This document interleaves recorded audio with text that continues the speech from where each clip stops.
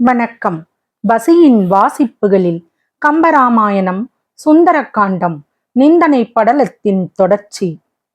ராவணன் கூறிய சொற்கள் சீதையின் காதில் நாராசசத்தை காய்ச்சிவிட்டது போன்ற துன்பத்தை கொடுத்தன. எப்பொழுதுமே சாந்தமாயிருக்கின்ற அவளுடைய மனம் அவனது வார்த்தைகளை கேட்டதால் சினம் பொங்குவதாயிற்று. சீதையின் கண்களில் இரத்தம் ஒழுகிற்று. தான் ஒரு பெண் என்பதையே அவள் மறந்தாள். புலி என சீறி எழுந்தாள். தன்னை பார்த்து இழிவாக கேட்ட ராவணனை கோபத்துடன் நோக்கி, துரும்பே, நீ சொன்ன வார்த்தை இல்லற மகளிருக்கு ஏற்றவை இல்லை. எனக்கு கல்மணம் என்றாய். பெண்கள் குணமாக கொள்வது இரக்கத்தை தான். ஆயினும் தன் கற்புக்கு பங்கம் நேருவதாக இருக்கையில் அவர்களிடத்தில் இரக்க குணம் இருக்குமோ? நான் சொல்வதை தெளிவாக கேள். அறிவற்றவனே, மேருமலையை தொலைப்பதே வானை கிழித்து கொண்டு அப்பால் செல்வதோ, 14 உலகங்களையும் முழுவதுமாக அழிப்பதோ, இவற்றில் எதை செய்து முடிக்க கட்டளையிட்டாலும் அதனை குறையில்லாமல் செய்ய முடிக்கக்கூடிய ஆற்றல் வாய்ந்தது என் கணவரின் அம்பு. இதனை நீ பூரணமாக அறிந்திருந்தும் என்னிடம் சொல்லக்கூடாத வார்த்தைகளை சொல்லி உனது 10 தலைகளையும் அவரது அம்புக்கு பலியாக்கி கொள்ளப் போகின்றாயோ? எனது கணவர் இல்லாத சமயத்தில் புனிதமான முனிவர் வேடம் பூண்டு வந்து வஞ்சகமாக என்னை கொண்டு வந்தாய். இப்பொழுதாவது நீ பிழைக்க வேண்டும் என்றால் என்னை என் கணவரிடம் கொண்டு போய் விட்டுவிடு. இல்லையேல் அவரே என்னை மீட்க இங்கு வருவார். அப்போது நீ அவருடன் போர் செய்வது இருக்கட்டும், அவரை எதிரே நின்று உனது கண்களால் காணத்தான் முடியுமோ? நீ என்னை கவர்ந்து வந்த பொழுது என் கணவரிடம் மிக்க அன்புள்ள ஜடாயுவால் அடிபட்டு மூர்ச்சையாகி தரையில் விழுந்தவனே, நீயா பேராற்றல் படைத்த என் மணாளரின் முன்பாக போர் செய்து வெற்றி காணப் போகின்றாய். உனது 10 தலைகளையும் 20 தோள்களையும் அவரது அம்புகள் திருவிளையாடல் புரிவதற்கு ஏற்ற இடமாக கருதி அவ்வாறே வினை புரியும். அன்று வயது முதிர்ந்த பறவையாக ஜடாயுவிடம் தோற்று போனாய். ஆனால் கங்கையை தன் முடியில் வைத்த சிவபெருமானின் சந்திரஹாசம் என்னும் வாளால் அப்பறவையை கொன்று வெற்றி பெற்றாய். சிவனார் கொடுத்த அந்த வாள் இல்லாவிட்டால் அப்பொழுதே நீ செத்து போயிருப்பாய். நீ விழுந்து இறந்த இடத்திலும் புல் முளைத்து இப்பொழுது காடு மண்டி போயிருக்கும். மேன்மையான தவம் செய்து நீ பெற்ற நீண்ட ஆயுளும் வரபலங்களும் மற்றும் உள்ளனவும் யமனார் உனக்கு ஒரு துன்பத்தையும் தராமல் இருப்பதற்கல்லவோ? உனது வரபலங்களும் ஆயுளும் மற்றும் உள்ளனவும் என் கணவரான பெருமானின் அம்புகளால் உனக்கு ஒரு தீங்கும் வராமல் காப்பதற்காக வழங்கப்பட்டவைகளாகுமோ? பிரம்மன் முதலான தேவர்களால் உனக்கு கொடுக்கப்பட்டு உன் இடத்திலே இருக்கின்ற வாளும் வாழ்நாளும் பலமும் தவப்பேரும் மற்றுமுள்ள யாவும் என் கணவரின் பானம் உன் மீது தொடுக்கப்பட்டவுடனே அழிந்து போகும். இது சத்தியம். விளக்கின் முன் இருள் உண்டாகுமோ? கையிலையை நீ பெயர்த்தெடுத்த காலத்தில் சிவனாத்தம் சிவந்த பாதங்களின் இடது கட்டை விரலால் அம்மலையை அழுத்த உன் வலிமை ஒடுங்கினாயே. அப்பெருமானின் தனுசை என் ஆருயிர் மணாளர் என்னை மணப்பதற்காக முறித்த போது உலகமெல்லாம் போய் ஒலிக்கும்படி எழுந்த அப்பேரொலியை ஐயோ பாவம், நீ கேட்கவில்லை போலும். கையிலை மலையை பெயர்த்தெடுத்து 8 திக்கஜங்களையும் நிலைக்கெடும்படி வென்றேன் என்ற வீர வார்த்தையை சொல்லிக் கொண்டு திரிகின்ற நீ, என் கணவரின் தம்பியாகிய இளைய பெருமாள் என்னை பாதுகாக்கும் பொருட்டு வில்லேந்தி கொண்டு நின்றபோது மாவீரன் என்று தலை நிமித்தி கொண்டு வராமல் பின்வாங்கினாய். அப்படிப்பட்ட நீ பாவம் பெண்ணாகிய என் காலில் வந்து விழுந்தாய். இனியும் இப்படியே எல்லா பெண்களின் கால்களிலும் விழுகின்ற இழித்தொழிலை செய்து கொண்டே போவாயோ? அறிவற்றவனே, நீ மறைந்து வாழும் இந்த இடத்தை அறிந்து கொண்டு என் மணாளர் வருகின்ற பொழுது இந்த நகரை சூழ்ந்துள்ள கடலும் இந்த பட்டணமும் அழிந்து போகாமல் அவரின் கோபம் தனியுமோ? உனது இன்னுயிரியும் வாங்கத்தான் ஓயுமோ? அவருடைய கோபத்தால் உலகங்கள் அனைத்தும் நிலை மாறுமே. பின்னர் அப்பெருமானுடைய கோபம் கொடிய கோபமுடைய அரக்கர்களை எல்லாம் கொன்றதும் அடங்குமோ? அடங்காது. என்னை வஞ்சகமாக கவர்ந்து வந்து உனது பாவச் செயலால் உலகம் அனைத்தும் அவர் கோபத்தால் அழிந்துவிடுமே என்று அஞ்சுகின்றேன். இவ்வாறு நான் பயப்படுவதற்கு அறக்கடவுளே சாட்சியாவார்.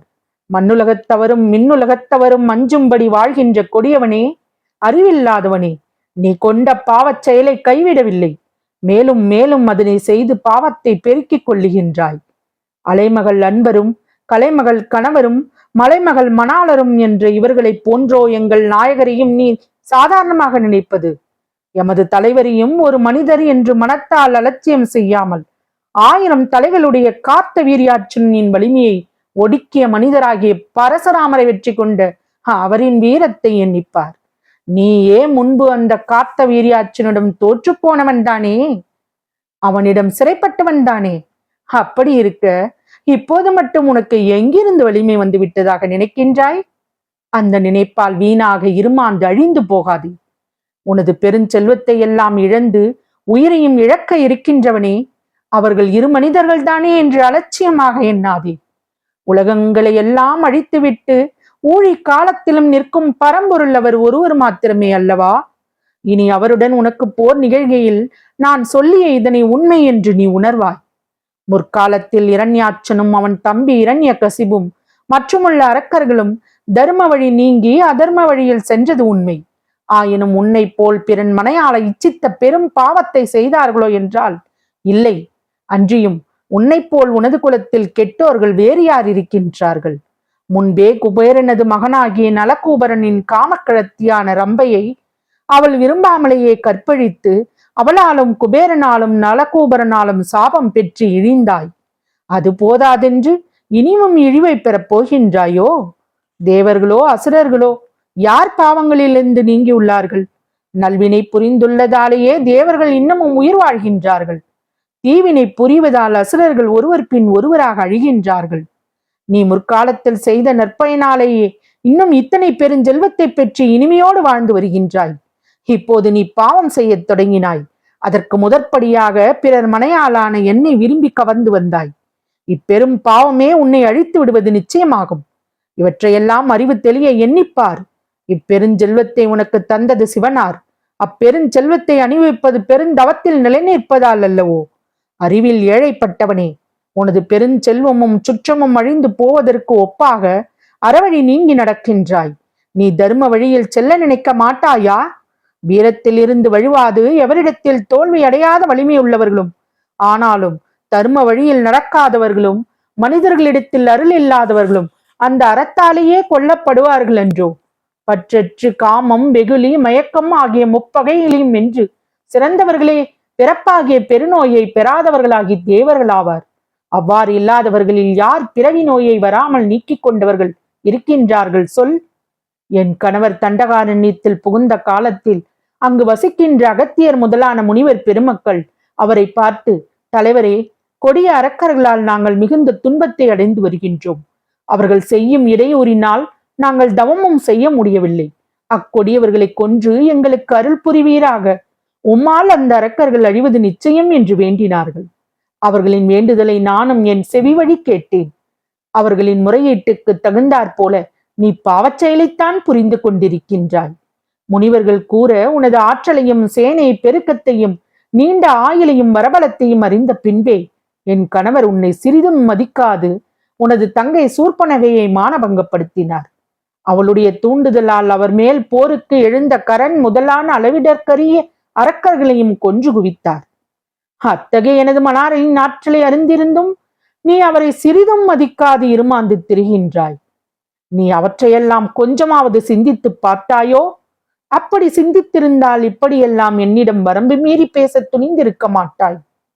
போக வேண்டிய நல்வழியை பற்றி சிந்திக்காத அறிவற்றவனே, உனது 20 கைகளையும் பிடித்து உனது வாயில் ரத்தம் ஒழுகும்படி உன்னை வதைத்து சிறையிட்ட காத்த வீரியார்ச்சுனனை விட வலிமையில் மேம்பட்டவரான பரசுராமரின் வலிமையை ஒடுக்கியவர் எனது கணவர் என்பது நீ அறியவில்லையோ?